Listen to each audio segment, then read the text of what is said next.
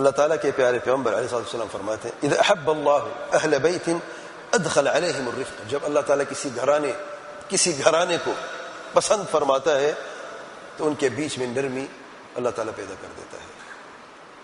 نرمی داخل ہو جاتی ہے ان کے گھر میں، پورے گھر میں نرمی ہے. سبحان اللہ. ایک شخص کی بات نہیں ہو رہی، اللہ تعالیٰ بعض گھرانوں کو بھی پسند کرتا ہے. وہ کیسے گھرانے ہیں؟ جو ایک دوسرے سے نرمی کرنے والے ہیں. اور یہاں پر یہ بتاتا چلوں کیونکہ نرمی کرنے حسن اخلاق کا ایک حصہ ہے، تو عقیدے کی درستگی سب سے پہلے موحد متبع سنت صحیح عقیدے سے منہج ہے، اور پھر یہ علامت بھی ہے، یہ صفت بھی ہے، تب اللہ تعالیٰ کا پیارا ہے. کیونکہ بعض لوگ بدعقیدہ لوگوں کو جب نرمی کرتے ہیں تو کہتے ہیں کیا کمال کے لوگ ہیں، کتنے اچھے لوگ ہیں. اور بھائی وہ نرمی صرف اپنی طرف، اپنے جال میں پھنسانے کی طرف بلانے کے لیے کرتے ہیں، اور ان کی نرمی ان کے آپس میں ہوتی ہے، آپ سے نرمی ہوتی ہے، اب اپنے جماعت اپنے گروپ والوں کے ساتھ ہوتی ہے، یا جن کو پھنسانا چاہتے ہیں نئے لوگوں سے ہوتی ہے.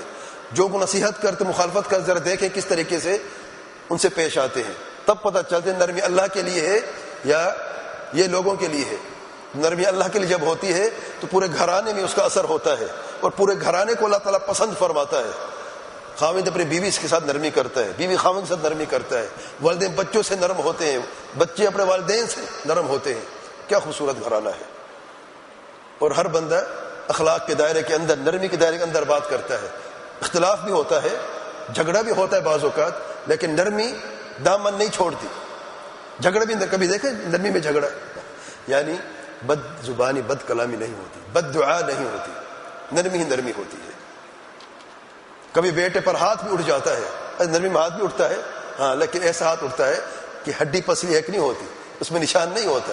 یہ نرمی والی مار ہوتی ہے، جس کے تعلق سے اللہ تعالیٰ کے پیارے پیغمبر علیہ الصلوۃ والسلام فرماتے ہیں المبعوث رحمت للعالمین صلی اللہ علیہ وسلم، جب تمہارے بچے 7 سال کی عمر تک پہنچے تو ان کو نماز کا حکم دو، جب 10 سال کو پہنچے تو ان کو اگر نماز نہ پڑھے تو ان کو مارو. کیسے مارو؟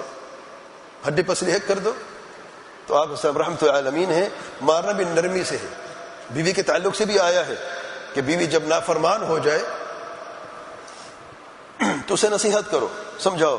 نہیں سمجھتی تو اسے حجر کرو، بستر الگ کر دو. نہیں سمجھتی تو پھر اسے مارو. کیسے مارنا ہے؟ فضربوہن، کیسے مارنا ہے؟ ہڈی پسلی ایک کرنی ہے، یا آنکھ نکال دینی بیچارے کی، یا دانت توڑ دینا ہے، یا جسم میں نیل کے نشان پڑ جانے ہیں؟ نہیں واللہ یہ ظلم ہے، اور اس کا جواب دینا ہے اللہ تعالیٰ کو. کیسے مارنا ہے اس کی مثال بھی دی ہے. مسواک دیکھا ہے، یہ مسواک کی لینتھ ہے، اس مسواک سے مارنا ہے.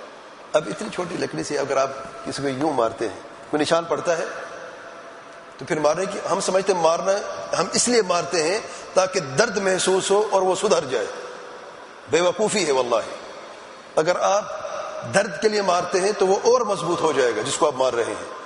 لیکن آپ اگر صرف یہ ثابت کرنا چاہتے کہ آپ تھوڑی سی انسلٹ کر رہے ہیں اس کی غلطی پر، یہ ضرب اس کے جسم پہ نہیں ہے، یہ ضرب اس کے احساس پر ضرب ہے کہ وہ یہ محسوس کرے کہ اس نے غلطی کی ہے، اب اس غلطی کی وجہ سے میں ناراض ہوں، اس لیے میں تمہیں یہ چھوٹی سی سزا دے رہا ہوں. رحمت العالمین صلی اللہ علیہ وسلم کا یہ طریقہ ہے. اور میرے ہاسپٹل میں واللہ بعض ایسے عورتیں آتی ہیں، میں کیا بتاؤں، کسی کی آنکھ سوجی ہوئی، کسی کا دان ٹوٹا ہوا، خاوند نے مارا ہے. شرم نہیں آتی، طاقت ان کمزوروں پہ دکھاتے ہیں. باہر بلی کی طرح ہوتے ہیں، باہر بلی کی طرح بات نہیں کر سکتے کسی کے سامنے، اور جناب جب گھر میں داخل ہوتا ہے تو شیر بن جاتا ہے اپنے ان کمزوروں کے سامنے.